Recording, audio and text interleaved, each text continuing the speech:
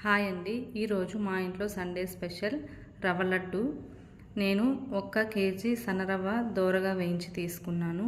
చిక్కటి పాలు 1 గ్లాసు, జీడిపప్పు, ఎండు ద్రాక్ష, ఎండు కొబ్బరి, ఇంట్లో తయారు చేసుకున్న నెయ్యి, 1 గ్లాస్ చక్కెర.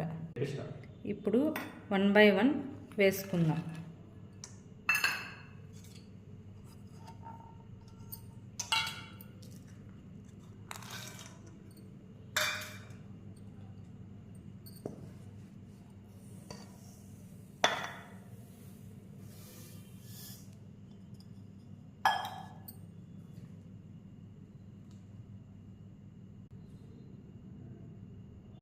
ఇలా అన్నీ మిక్స్ చేసుకున్న తర్వాత పాలు వేసుకొని లడ్డు తయారు చేసుకోవడమే. తక్కువ చక్కెర అనిపిస్తే మీరు కొంచెం యాడ్ చేసుకోండి.